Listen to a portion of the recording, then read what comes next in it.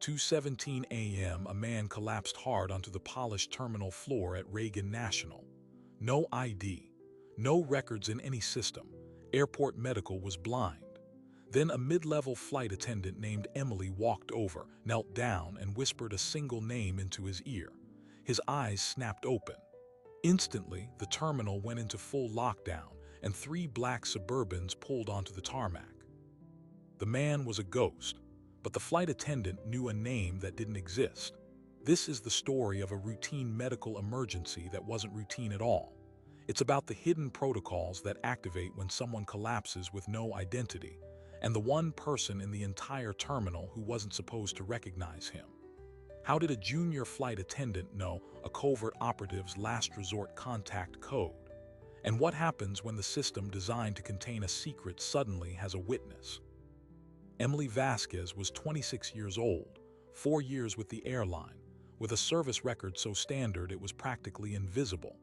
She worked the red-eye corridor, Washington, D.C. to Frankfurt, a route favored by government contractors and diplomatic staff.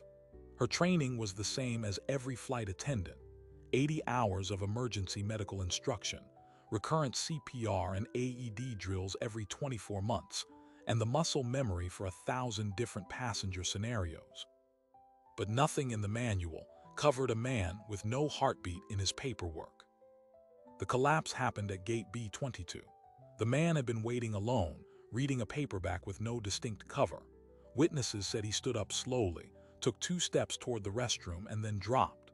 Not a stumble, but a complete systems failure. His head struck a stanchion on the way down. Airport operations radioed a code white medical emergency, standard response. But standard ended the moment they scanned his fingerprints against the CBP database and got 0 returns. No match, not in any criminal, visa, or passenger manifest system.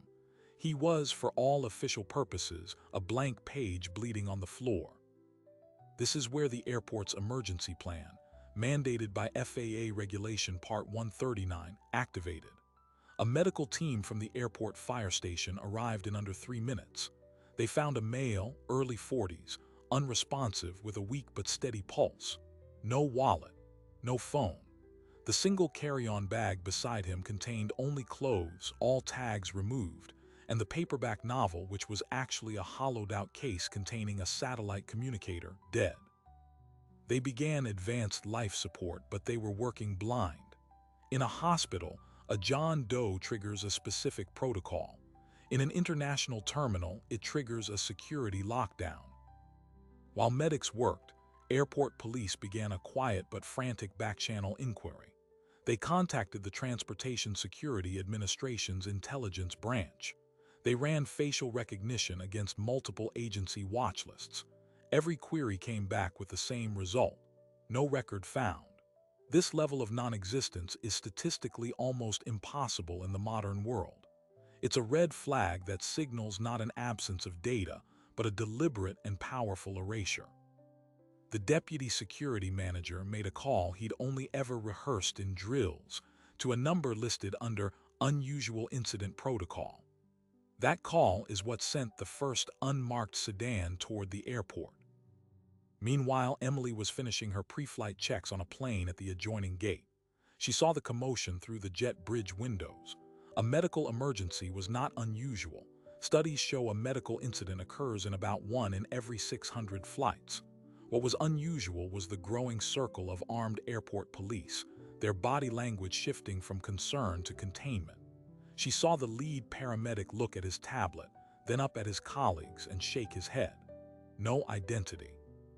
That's when Emily felt it, the old, cold tug of recognition. It wasn't his face. It was the way he'd fallen.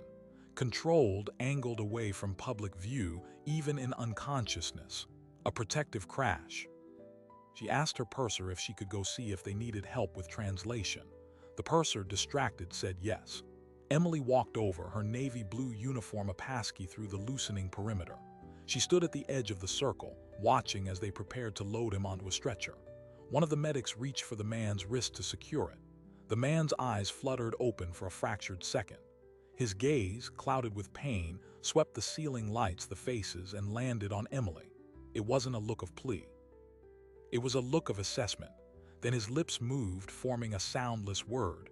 No one else saw it, but Emily did. And she understood.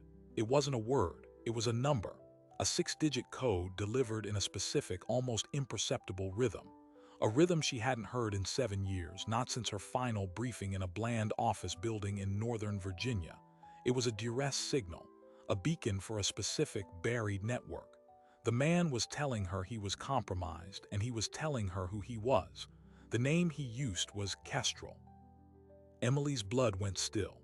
The training, the one she had compartmentalized so deeply she could almost believe it was a dream, snapped back online. She knew the rule. If a Kestrel asset is compromised in public, the protocol is sterilize and disappear. The medical team here, the airport police, they weren't help. They were a countdown clock. Once he entered the ambulance, he would vanish into a system that would never release him, alive or dead. The protocol demanded she walk away. But the man's eyes closed again, and she saw the faint, jagged scar along his hairline, a signature of a particular kind of parachute malfunction taught at a particular camp. She didn't walk away, she stepped forward. "Excuse me," she said, her voice calm, cutting through the radio chatter. She knelt beside the stretcher, ignoring the medic's hand on her shoulder. She leaned close to the man's ear as if to listen for breath, and she whispered not the number but the response, the authenticator. "Kestrel, the nest is secure." The effect was instantaneous. His body, tense even in oblivion, relaxed by a fraction. A slow exhale escaped his lips, but the other effect was more dramatic. The airport police lieutenant's radio erupted with a burst of static, followed by a command so sharp everyone heard it. "Hold the scene. Do not move the subject. Authority en route." The lieutenant stared at Emily, then at the man. "What did you just say to him?" Before she could answer, the terminal lights flickered once, then brightened. The public address system cut off mid-announcement. Across the concourse, the electronic gate information screens went dark for a 3 count, then rebooted, now displaying a single, uniform message: security directive. Stand by. The entire building had been placed on external override. From her kneeling position, Emily saw them out the window on the tarmac below. 3 black Chevrolet Suburbans moving fast without lights, weaving between baggage trucks and fuel tankers, heading straight for the terminal doors. They were not waiting for clearance. The lieutenant followed her gaze and went pale. He keyed his mic. We have unscheduled ground vehicles approaching B concourse. They are not airport." The radio crackled back with a voice that was cold and final. "Acknowledge and stand down, Lieutenant. The scene is now federal." The line went dead. Inside the terminal, a low hum began as the magnetic locks on all the service doors engaged with a solid thud. They were sealed in. The medical team froze. The police officers' hands drifted toward their sidearms. Emily remained kneeling, her hand now resting lightly on the stretcher's rail. She had just broken the first and most important rule of her former life: do not intervene. She had authenticated a ghost, and in doing so, she had transformed herself from a witness into a target. The black Suburban skidded to a halt on the jetway ramp. Doors flew open, and as the first figures in dark tactical gear moved toward the terminal doors, Emily understood the real emergency wasn't medical, it was a retrieval. And she had just placed herself squarely in the extraction zone. The team that entered the terminal moved with a silence that was louder than any command. They were not police, not FBI, not any agency with visible insignia. They wore dark polo shirts and tactical pants, their weapons holstered but unsnapped. Their leader, a woman with sharp gray eyes and a coiled stillness, scanned the room once and went straight to the stretcher. She ignored the airport police lieutenant, the paramedics, everyone. She placed 2 fingers against the unconscious man's neck, checked his pupils, then turned her gaze to Emily. What did you say to him?" Emily stood slowly, keeping her hands visible. "I identified him. He was in distress." "You identified him," the woman repeated flatly, "with a name that isn't in any database, a name that doesn't exist." She didn't wait for an answer. She nodded to her team. 2 of them gently but firmly took control of the stretcher from the paramedics. A third began confiscating every device in the vicinity, tablets, phones, even the paramedics' handheld radio. This is now a national security incident. You will be debriefed, all of you. The lieutenant found his voice. On whose authority? I need to see credentials. The woman didn't look at him. She pulled a black credential wallet from her pocket, flipped it open for less than a second, and closed it. The lieutenant's face went slack. He took a step back. That single gesture told Emily everything she needed to know about the level of authority now in the room. It was the kind that made local law enforcement simply disappear. Emily was escorted, not roughly but with undeniable firmness, to a nearby gate lounge that had been cleared of passengers. The gray-eyed woman followed, closing the door behind them. The lounge was eerily quiet, the usual hum of the airport completely absent. Through the windows, Emily could see the three Suburbans now forming a tight perimeter around a nondescript ambulance that had arrived on the tarmac. "Sit," the woman said. She didn't introduce herself.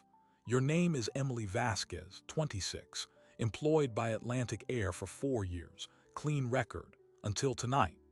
She leaned against a service counter, arms crossed.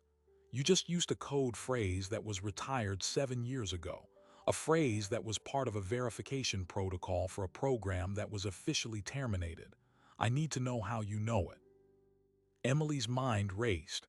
The protocol for this was called persistent denial, admit nothing, claim coincidence. But the woman's eyes held no room for coincidence. "I heard it in a movie," Emily said, her voice steady.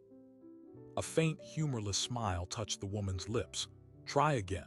That phrase has never been written down, never recorded, never used outside of a specific closed network. It's a phonetic authenticator based on a date and a location. The only people who knew it were the handlers and the assets. And as of 2019, all those assets were accounted for, either terminated or deactivated." She paused, letting the word terminated hang in the air. "Except one. A handler, code-named Shepard, who was listed as missing, presumed dead, after an extraction operation in Moldova went dark. The asset he was running was code-named Kestrel." She pushed off the counter and took a step closer. "The man on that stretcher is Kestrel. He's been off-grid for 5 years.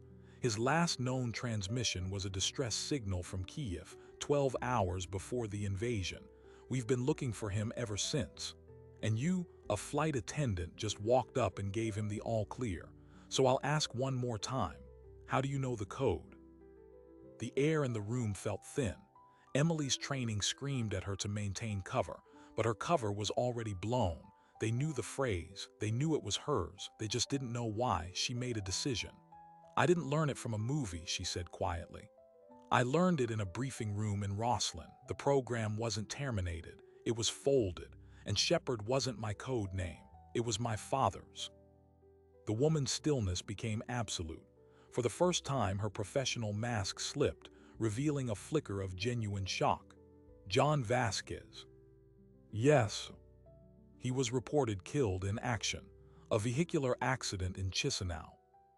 "That's what the report said," Emily replied, her throat tight. "I was 15. They gave my mother a flag and a pension. What they didn't give her was a body, or the truth." The truth, as Emily had pieced it together over years of quiet, dangerous digging, was that her father's accident was a cover story. John Vasquez had been a NOC, a non-official cover officer, running deep cover assets across Eastern Europe. Kestrel was his prize source, a high-level penetrator inside a Russian oligarch's security apparatus. The Moldova operation wasn't an extraction. It was a burn. Someone had compromised the network. Kestrel was supposed to be exfiltrated, but the safe house was raided before the team arrived. Her father, according to the sealed after-action report Emily had eventually stolen, had gone in alone. He never came out. Kestrel vanished. The official line was that both were presumed dead. The program shuddered. But Emily had never believed it. The man she called Dad had taught her things, contingency codes, recognition signals. He called them fire drills, a game for his clever daughter. He said if anything ever happened to him, and if someone ever used a certain sequence, she would know they were a friend. She was never supposed to use them. She was supposed to be a silent safeguard, a dead man's switch her father never thought would trigger. Until tonight, in an airport terminal, when a dying man used that sequence. The gray-eyed woman, who now identified herself as Mara Gable of the Office of the Director of National Intelligence's Counterintelligence Mission Center, processed this in silence. "You've been living a cover your father built for you," she finally said, her voice softer. "And you just blew it to save his asset." "Is he alive?" Emily asked, the question she had carried for a decade tearing its way out. "My father, did Kestrel know?" Before Gable could answer, the door to the lounge opened. A younger operative leaned in. "Ma'am, we have a problem. The ambulance is ready to move, but we're getting simultaneous pings on the perimeter. Unmarked news vans setting up on the access road. And a county sheriff's patrol unit just arrived at the outer checkpoint, demanding access. They say they got an anonymous tip about a hostage situation." Gable's eyes hardened. "That's not a coincidence. Someone is flushing us into the open. Seal the terminal, no one in or out, and get Kestrel stabilized for transport now. We have 5 minutes before this becomes a media circus." She turned back to Emily. "Your father's status is unknown, but Kestrel's intel is critical. He wasn't just hiding, he was carrying something, a data package. We believe it contains the identities of every double agent the Russians have turned inside Western intelligence in the last decade. He was trying to get it to us when he collapsed. That package is why he's still alive, and why a lot of very powerful people want him dead." She fixed Emily with a piercing look. "You're in this now. The people who burned your father's network will know about you within the hour. You have two choices. Come with us, help us keep Kestrel alive, and maybe find out what really happened to John Vasquez. Or walk out that door and take your chances alone." Outside, the first flash of a camera strobe lit up the terminal windows. The news van was filming through the glass. The sheriff's deputies were arguing with the tactical team at the concourse entrance. The contained incident was spiraling into a public spectacle, and in the middle of it, on a stretcher in the back of an ambulance, was a man who held a secret that could start a silent war. Emily looked at the chaos, then at Gable. She thought of her father's laugh, the way he'd taught her to read a map, the empty grave her mother still visited. The choice was an illusion. She had made it the moment she knelt on the terminal floor. "What do you need me to do?" she asked. Gable nodded, a flicker of respect in her eyes. "We need to move Kestrel to a secure medical facility, but the direct route is compromised. We have to go off-grid, and you're the only person he's responded to." She handed Emily a small communication earpiece. "You're now part of the security detail. Your job is to keep him calm and conscious during transport. If he wakes up disoriented, he could trigger a defensive response that would be catastrophic. He's been living in the dark for 5 years. You're his only tether to friendlies." They moved quickly. Emily was given a bulletproof vest over her uniform and escorted back to the tarmac. The ambulance was a fortified vehicle, its windows opaque. Inside, Kestrel was secured to a gurney, surrounded by medical monitors and an ODNI medic. An intravenous line ran into his arm. His eyes were closed, but his fingers twitched. "He's fighting the sedation," the medic said. "His training is overriding the drugs. He's trying to wake up." Gable took the driver's seat. Emily climbed into the back, sitting on a bench opposite the gurney. The doors closed, plunging them into a dim, red-lit interior. The engine started with a low rumble. "We're going to bypass the main checkpoint," Gable's voice came through the intercom. "We have a route via the cargo tunnels. Hold on." The ambulance pulled away, not toward the exit, but deeper into the airport's service bowels. They drove past looming cargo planes, through a giant hangar, and then into a wide, poorly lit tunnel. The world outside the windows became a concrete blur. Emily focused on Kestrel. In the red light, the lines of his face were stark. This was the ghost her father had given his life for. This was the reason for the flag, the empty coffin, the unanswered questions. A part of her wanted to shake him, demand answers. Another part, the part trained by her father, simply observed. The jagged scar on his hairline, the calloused pattern on his hands, the subtle, almost imperceptible bulge of a subdermal implant near his collarbone, a tracker or a biometric monitor. His eyes flew open. They were clear, alert, and filled with a predator's instant awareness. He didn't jerk against the restraints. He took in the interior of the ambulance, the medic, the monitors, and then Emily. His gaze locked onto her uniform, her face, and recognition dawned. Not the foggy recognition from the terminal, but cold, hard certainty. He spoke, his voice a dry rasp. "Shepard's daughter." The medic reached for a sedative syringe. Emily held up a hand. "Wait." Kestrel's eyes never left hers. "He said you were smart. He said you'd remember the game." He tried to shift, winced in pain. "The package, is it secure?" "We have you," Emily said, keeping her voice low and even the way her father had taught her to speak to a spooked asset. "The package is the priority. We're moving you to safety." A grim, pained smile touched Kestrel's lips. "No such thing." He took a labored breath. "Listen, the collapse wasn't medical, it was chemical, a targeted, delayed-action neurotoxin in my coffee at the lounge. I felt it 90 minutes after ingestion, counterintel signature. They weren't trying to kill me outright. They were trying to disable me in a public place, trigger a response to see who would come." He coughed, a wet, terrible sound. "They're not just watching you, they're hurting you." The ambulance emerged from the tunnel onto a deserted service road behind the airport perimeter fence. Gable's voice crackled over the intercom. "We're clear, heading to the safe house. ETA 20 minutes. Kestrel shook his head weakly, his eyes desperate. "Don't go to the safe house. It's compromised. The leak is inside. The package, it's not data, it's a person." Emily leaned forward. "What?" "A scientist, defected 6 weeks ago. I was his courier. His proof, it's a biological agent, a tailored pathogen. The Russians call it Kistka, the cleansing. He's the only one who has the inhibitor sequence. They want him back, they want me dead. And they know," he gasped for air, the monitor beside him beeping a frantic warning. "They know about you, Emily, because your father didn't die in Moldova. He was taken. And for the last 7 years, he's been their blueprint for breaking us all." The ambulance slammed to a halt. Emily was thrown forward. Gable's voice was sharp over the intercom. "We have a roadblock, unmarked vehicles, 2 of them, blocking the bridge." Outside the windshield, on a narrow bridge over a dark river, 2 black sedans were parked sideways, completely blocking the road. 4 figures stood in front of them, silhouetted by the headlights. They were not holding up badges. They were holding rifles. Gable swore. "It's an ambush. They found the alternate route." She reached for her weapon. "Emily, get down."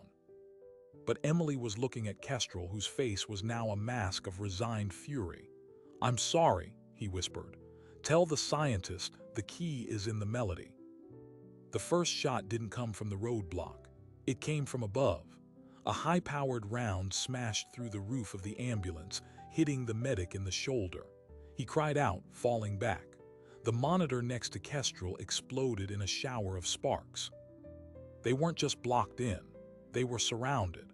And as the figures from the sedans began advancing, their rifles coming up, Emily realized Kestrel's warning was too late. The leak wasn't just inside the system. It was sitting in the driver's seat. Gable had never taken them to safety. She had delivered them right into the kill zone. The world exploded into noise and shattered glass. The sniper's second shot punched through the windshield, missing Gable's head by inches. In that frozen splinter of time, Emily didn't think. She moved. Her father's drills took over. She threw herself across Kestrel's body, not as a shield, but to release the quick-release straps on his gurney. He was a target, bolted down. "Get off the table," she yelled in his ear. Gable was already reacting, but not as Emily expected. Instead of returning fire through the windshield, she slammed the ambulance into reverse. The vehicle lurched backward, tires screeching on the bridge asphalt. The move was so sudden it threw the advancing gunmen off their aim, but it also exposed the back of the ambulance to the road they just left. Emily, peering through a bullet hole in the side door, saw a third vehicle, a dark van, now blocking their retreat. They were pinned. Crossfire was seconds away. Gable spun in her seat, her service pistol aimed not at the attackers but into the back of the ambulance. Her gaze was locked on Kestrel. "Give me the location," she demanded, her voice cold, all pretense of protection gone. "Where is the scientist? The safe house is clean. This is a different play. Tell me and I can still get you out of this." Kestrel, free from the straps, rolled painfully off the gurney onto the floor, pulling Emily down with him. He looked at Gable with a grim understanding. "You're not ODNI," he coughed. "You're Directorate S Illegals Program, deep cover. You were the leak in Moldova. You're the one who took Shepard." Gable's expression didn't change, it was confirmation. The location, Kestrel, last chance. The medic, clutching his bleeding shoulder, groaned. "Mara, what are you doing?" "Surviving," Gable said flatly and shot him. The sound was deafening in the enclosed space. Emily flinched, the reality of the betrayal hitting like a physical blow. This wasn't a random ambush. It was a meticulously executed handoff. Gable had never intended to protect Kestrel. She was delivering him, and the secret he carried, to the very people he defected from. Kestrel shoved Emily toward the ambulance's side door. "Go now." He reached into his own mouth, wrenching a false molar free. It wasn't a cyanide pill. It was a miniature flashbang. He hurled it toward the cab. Emily didn't hesitate. She hit the door release latch and rolled out into the cold night air, hitting the pavement hard. A half-second later, a blinding white light and a concussive bang erupted inside the ambulance. The gunmen on the bridge, momentarily disoriented, ducked. Scrambling to her knees behind the rear tire, Emily saw Kestrel stumble out the other side, collapsing onto the road. Gable, shielded by the driver's seat, was already recovering, shouting commands in rapid Russian to the men on the bridge. They began advancing again. They were on a bridge, nowhere to run. Below, the dark river churned. Emily's mind raced through the fire drills. When Trap changed the environment, she crawled to Kestrel. "The river, it's the only way." He nodded, pain etching his face. "Can't swim, the toxin, paralytic." "Then we fall together," Emily said, hooking her arms under his shoulders. A burst of automatic gunfire chewed up the asphalt where they'd just been. They were out of time. With a strength she didn't know she had, Emily dragged Kestrel to the bridge's low railing. She looked down at the black water 30 feet below. She looked back at Gable, who had emerged from the ambulance, her weapon rising. "Tell your father," Kestrel whispered. Emily didn't hear the rest. She heaved them both over the railing. The fall was a silent, weightless eternity. Then the impact was like concrete. The cold was a shock that stole her breath. The current seized them immediately, pulling them under and downstream, away from the bridge, the gunfire, the lights. Emily fought to the surface, gasping, Kestrel a dead weight in her grip. She managed to get his head above water, kicking furiously to keep them both afloat. The current carried them around a bend, the bridge disappearing from view. She spotted a concrete support piling for an old railway line and aimed for it, fighting the flow until she could wedge them into its shadow. For a minute they just clung there, breathing in ragged gulps.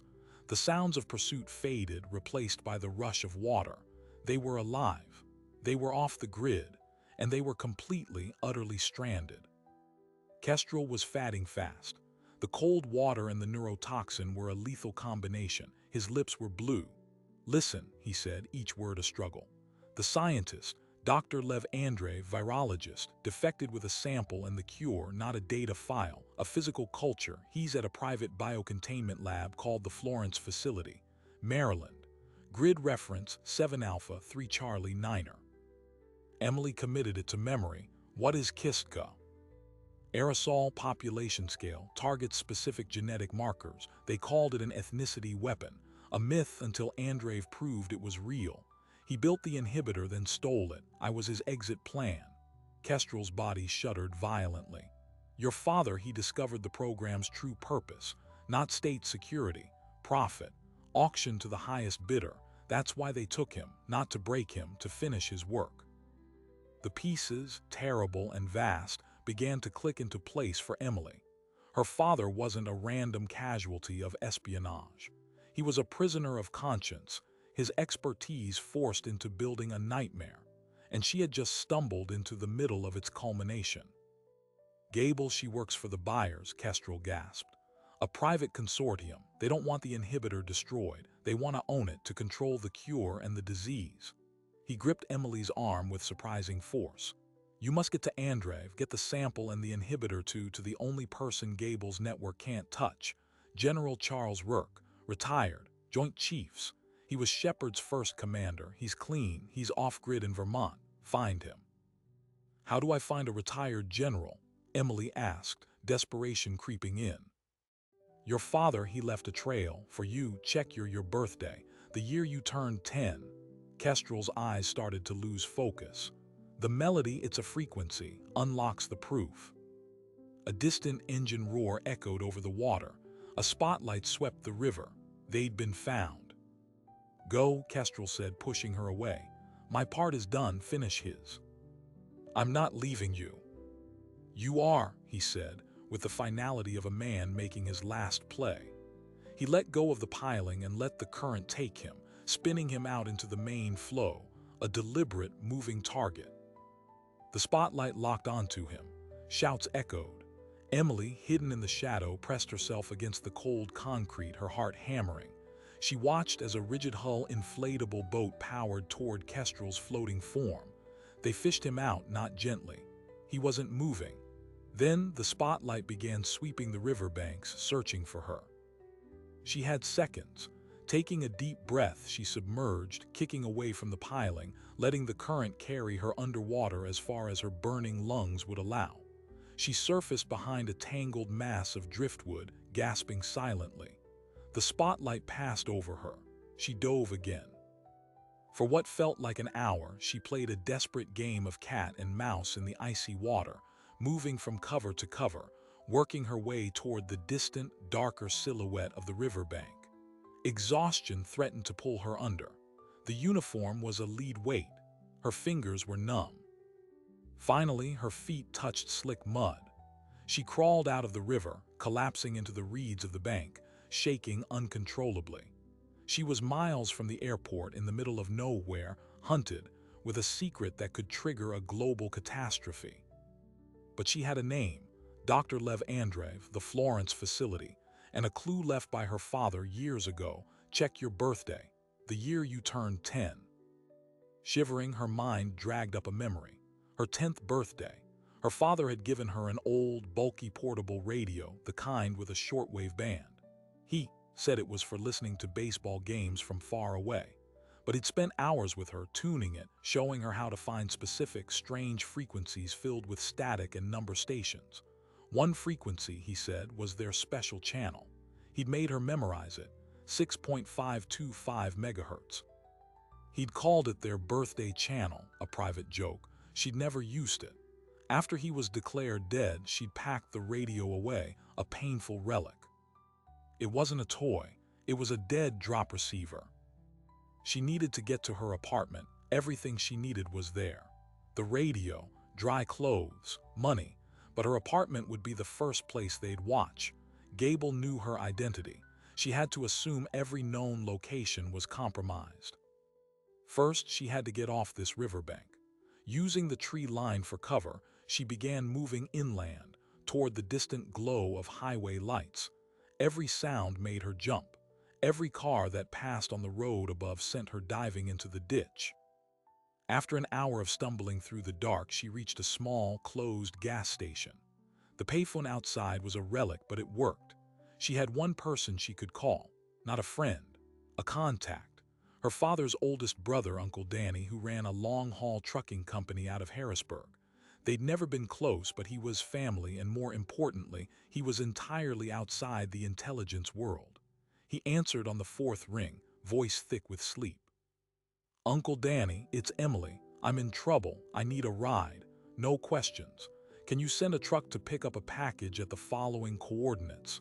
She gave him the intersection nearest the gas station, using the coded phrasing her father had once joked about.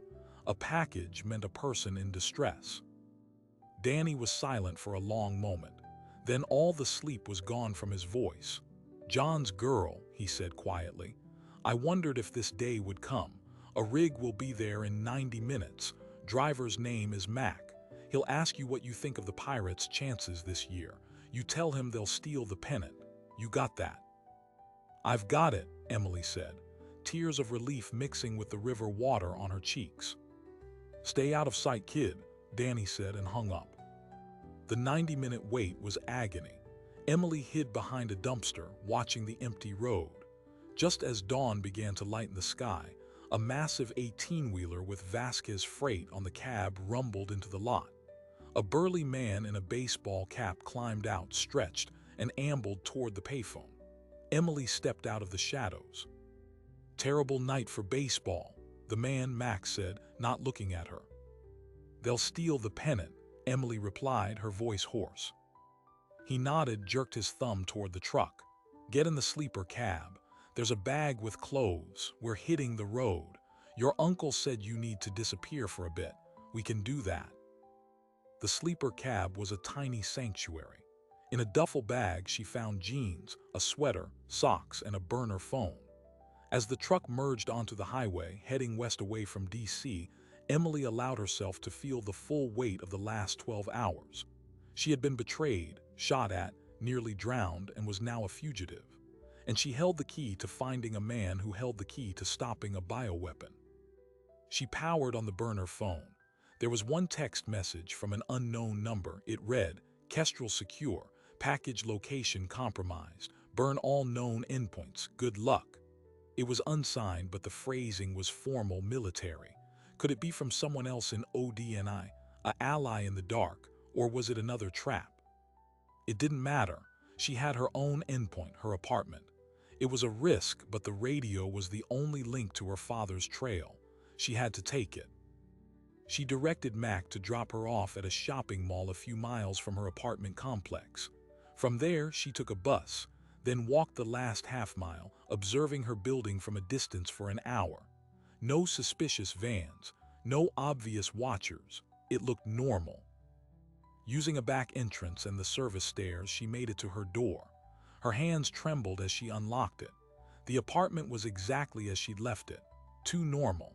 A cold dread settled in her stomach.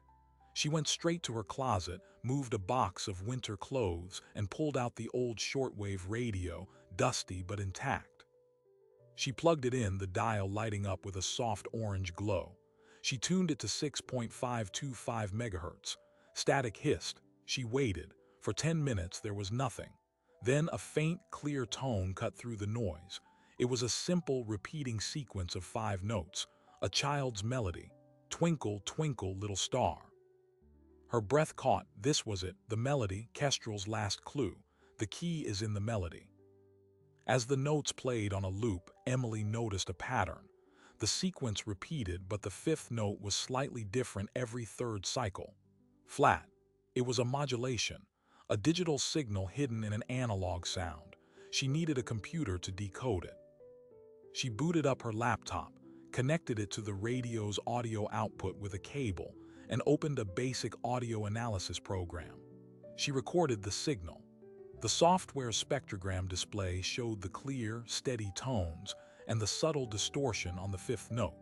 She isolated that distortion and ran it through a demodulation filter. The waveform resolved into a string of numbers, a set of geographical coordinates, and a time, 8 p.m. tonight. The coordinates pointed to a remote scenic overlook on the George Washington Memorial Parkway. The time, just a few hours from now. This was not her father's dead drop. This was new. This was a meeting, but called by who? The ally who texted, or Gable's network using her father's signal to lure her in. She had no way to know, but she had no other leads, and the clock on Dr. Andreev on the Kiska sample was ticking. She packed the radio, the laptop, and a small backpack with essentials. She took one last look at her ordinary life, the life of Emily Vasquez, flight attendant. Then she walked out, closing the door on it for good. She made her way across the city by a series of buses and ride-shares, a ghost in her own hometown. As evening fell, she approached the coordinates. The overlook was deserted, a small parking lot facing the dark expanse of the Potomac River. The wind whipped through the trees. She hid the backpack in the woods and waited, watching from the tree line. At exactly 8 p.m., a single vehicle, a dark Jeep, pulled into the lot. One person got out. A man tall with a military bearing, wearing a civilian jacket. He stood by the hood, not looking around, just waiting. Emily's heart pounded. This was the moment. Trust or run. She thought of Kestrel's sacrifice, her father's voice on the old radio, the haunting melody. She stepped out of the trees and into the open. The man turned. He was in his late 60s, with a stern, lined face and sharp eyes that missed nothing. He showed no surprise at her appearance. "Emily Vasquez," he said, his voice gravelly and calm. "I'm General Charles Rourke. Your father once told me that if I ever saw you, it meant the world was on fire." He opened the Jeep's passenger door. "Get in. We have a facility in Maryland to storm, a scientist to extract, and a very ugly truth to bury. Your father's waiting." Emily got into the Jeep without a word.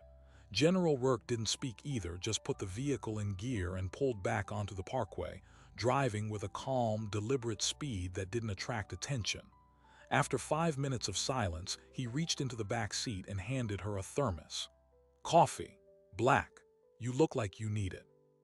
She took it, the warmth seeping into her frozen hands. "Kestrel said to find you. He said you were clean." "Kestrel was a good judge of character, which is why he's still alive," Rourke said, his eyes on the road. "My team pulled him from the river 10 minutes after you went over the side. He's in a secure medical wing, full detox.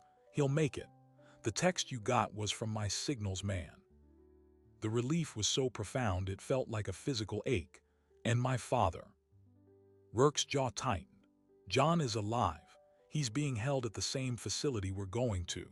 The Florence facility isn't just a biocontainment lab. The lower levels are a black site, operated by the private consortium Gable works for.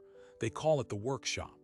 That's where they've kept him for 7 years, leveraging his knowledge, his network, trying to perfect their weapon and its cure. He's the reason the Kistka inhibitor even exists." Emily's mind reeled. "He helped them."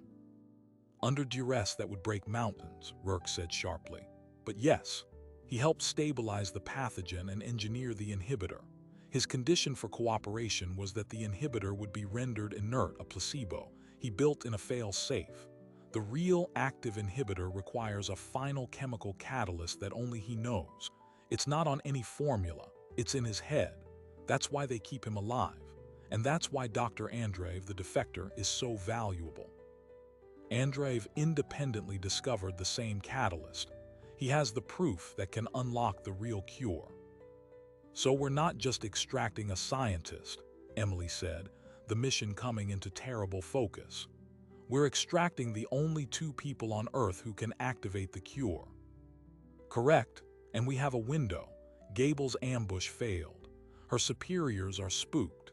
Satellite intercepts show increased activity at the Florence site. They're preparing to move both assets to a more secure location overseas within 12 hours. We go tonight. Rourke laid out the plan. The Florence facility was a private, high biosecurity research campus in the Maryland woods, protected by a private security force with government-level clearances. A direct assault was impossible. Their way in was through a little-known vulnerability, the facility's waste management. Every 72 hours, a specialized hazardous waste contractor collected bio-waste from an external loading dock. Rourke's team had compromised the schedule and the driver. Emily and Rourke would go in disguised as the collection crew. "Once inside, we split," Rourke said. "I lead a team to the sub-levels to extract your father. You have a different objective. Dr. Andreev is being held in the maximum security isolation wing on the 3rd floor under the pretext of being a voluntary research subject. Your job is to get to him, convince him to come with you and get to the extraction point. He doesn't know me. He might know your father's name. use it. How do I convince him? Emily asked. Rourke handed her a small, sealed glass vial containing a single crystalline grain of blue powder. That's the catalyst, the final piece. Show it to him. It's the only thing that will prove you're telling the truth. They met the rest of Rourke's team at a secluded farmhouse 40 minutes from the facility. There were 4 of them, all former special operations, all retired, all operating completely off the books. They had the waste contractor uniforms, IDs, and the truck. As Emily changed, she felt the strange shift from passenger to participant. This wasn't a rescue mission she was witnessing. It was one she was executing. At 2 a.m., the truck approached the Florence facility's outer gate. The security was tight, but the compromised driver played his part perfectly, handing over falsified paperwork. The guard waved them through to the rear loading bay. The bay was a stark, white-tiled room, smelling sharply of antiseptic and decay. 2 facility guards oversaw the connection of the waste lines. This was the first critical moment. As the guards watched the automated pumping process, Rourke gave a subtle signal. His 2 men moved with silent efficiency, disabling the guards with non-lethal stun devices before they could raise an alarm. They dragged the unconscious bodies into the truck and secured the loading bay doors from the inside. "Clocks are running," Rourke whispered, handing Emily an earpiece and a small floor plan schematic. "3rd floor, northeast corner, Lab 3 Alpha. We have 22 minutes before the next security sweep. Go." Emily moved, her heart a hammer in her chest. The interior of the facility was eerily quiet, all soft lighting and polished floors. She took the service stairs, avoiding the elevators. Every corner felt like a potential ambush. Her flight attendant training kicked in, the calm demeanor, the purposeful walk, the ability to look like she belonged. She passed a researcher in a lab coat, giving a slight nod. The researcher barely glanced at her. She found Lab 3 Alpha. The door required a key card. Through a narrow window, she saw a man in his 50s with thinning hair and glasses, hunched over a microscope. Dr. Lev Andreev. Emily pulled the key card she'd taken from one of the stunned guards. It flashed green. She slipped inside. Andreev looked up, startled, then wary. "Who are you? This is a restricted area." "My name is Emily Vasquez. John Vasquez sent me." The name had an electric effect. Andreev's eyes widened behind his glasses. He stood up quickly, knocking his chair over. "Shepard, he is alive." "He is, and we're here to get you both out. The people holding you don't want to cure Kiska. They want to own it. You have the proof. We need it." Andreev shook his head, a frantic, desperate motion. "You do not understand. The proof is not a document. It is me. I am the proof. I inoculated myself with the master inhibitor strain.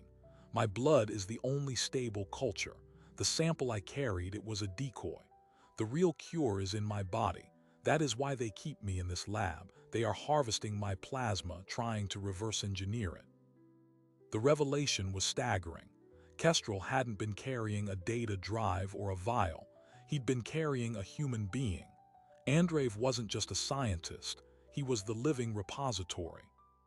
"We have to go, doctor, now." As she spoke, a low, pulsating alarm began to sound. Not a blaring siren, but a persistent, urgent tone. They'd been discovered. Rourke's voice crackled in her earpiece. "Emily, we have your father. We're compromised. Security lockdown in 60 seconds. Get to extraction point Gamma now. It's the rooftop helipad." "Move," Emily said to Andreev. They burst into the hallway just as strobe lights began flashing. Shouts echoed from a connecting corridor. Emily pushed Andreev toward the stairwell door marked Roof Access. The climb to the roof was a blur of adrenaline. They emerged into the cold night air onto a wide, flat helipad. A sleek, unmarked helicopter sat waiting, its rotors beginning to spin. But standing between them and the helicopter was Mara Gable. She held a pistol, aimed not at Emily, but at Andreev. "Step away from the doctor, Emily," Gable shouted over the growing rotor wash. "This doesn't have to end with more bodies. It ends with you in handcuffs." Emily yelled back, positioning herself in front of Andreev. Gable laughed, a harsh, joyless sound. The consortium has shareholders in 5 governments. There are no handcuffs for us. Now the doctor comes with me, or I put a bullet in his leg and carry him out. Your choice.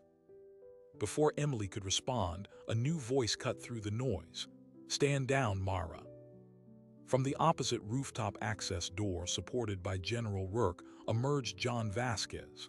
He was gaunt, his hair gone fully gray, his face etched with years of pain, but his eyes were the same clear, intelligent eyes Emily remembered.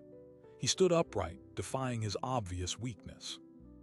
Gable froze, her confidence cracking. John, you should be on a gurney. I've had enough of gurneys, Emily's father said, his voice strong. It's over. The catalyst formula is already in the wind. Rourke's team transmitted it to 17 Allied intelligence services 90 seconds ago. You don't own the cure anymore. The world does. Gable's face contorted in rage. She shifted her aim from Andreev to John. In that split second, Emily didn't think. She acted. She threw the small glass vial Rourke had given her. It didn't hit Gable. It struck the rooftop at her feet, shattering.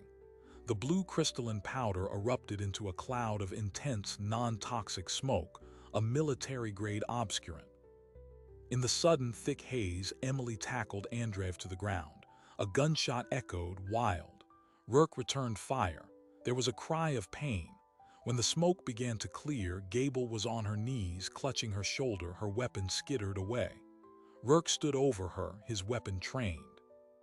John Vasquez limped over to Emily, helping her up. For a long moment, they just looked at each other, 7 years of loss and hope hanging in the air. Then he pulled her into a tight, fierce embrace. My brave girl, he whispered, his voice breaking. You found me. The helicopter lifted off minutes later, carrying Emily, her father, Dr. Andreev, and General Rourke. Below them, the Florence facility swarmed with official vehicles now, real FBI and DHS, alerted by Rourke's data dump. The consortium's secret was erupting into the light. In the safe days that followed, the story was carefully managed. A private biotech company was shut down for illegal research. Several high-profile arrests were made in Europe and the US, though the very top beneficiaries remained shrouded in layers of corporate anonymity.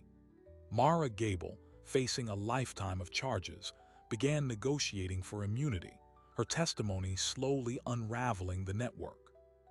John Vasquez and Dr. Andreev were placed into a protected, confidential witness program, working with a trusted international body to mass-produce the genuine Kiska inhibitor.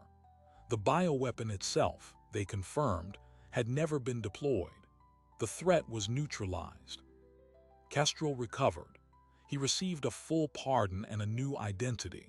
He visited Emily once before disappearing, to thank her, and to tell her that her father had spoken of her every single day in captivity, that her memory was what kept him from breaking completely. For Emily, there was no going back to the airlines. The life of Emily Vasquez, flight attendant, was officially closed. With General Rourke's sponsorship and her father's reluctant blessing, she entered an accelerated training program with a different agency, one that valued her unique experience, a person who could move unseen in the civilian world, with the mind of a strategist and the loyalty of a daughter who never gave up. The final surprise came not from an enemy, but from her father. On the day she graduated her training, he gave her a small box. Inside was her old airline pin, the one she'd worn on her uniform that night at Reagan National. He'd had it cleaned and polished. You don't have to wear it, he said, but I wanted you to have it, to remember that courage isn't about the uniform you put on. It's about the person who stands up when everyone else is standing back. You saved more lives that night than you'll ever know. Emily kept the pin. She didn't look back. The terminal, the collapse, the whisper, the river, it was all part of her now, not as a trauma but as a foundation. She had learned the hardest truth, that some secrets need to be buried and others need to be shouted from the rooftops. And the most important skill is knowing the difference. As for the world, It never learned about the flight attendant who averted a silent war. It never saw the confrontation on the rooftop or the reunion on the helipad. Those stories remained where they belonged, in the quiet spaces between the official reports, in the grateful silence of a threat that never came to pass, and in the steady, determined heart of a woman who proved that sometimes the most ordinary person in the room is the one holding the most extraordinary key. So what does this story leave us with? Not just a thrilling tale of spies and secrets, but a map of a hidden world that exists in plain sight. The next time you're in an airport, look at the flight crew. They are certified in emergency medicine, trained to manage crisis under pressure, and drilled in protocols most passengers will never see. They move through crowds with a professional calm that could, at any moment, mask a deeper, more extraordinary purpose. The collapse at Reagan National was fictional, but the framework is real. Medical emergencies happen in about 1 in every 600 flights. Airport emergency plans, mandated by federal regulation, activate with precision. And sometimes, the person who steps forward isn't just following a manual. They are answering a call from a life they thought they'd left behind. This narrative explored a truth we instinctively recognize, that the most interesting person in the room is often the one we overlook. The rookie, the junior staff member, the quiet professional, they carry experiences we can't imagine.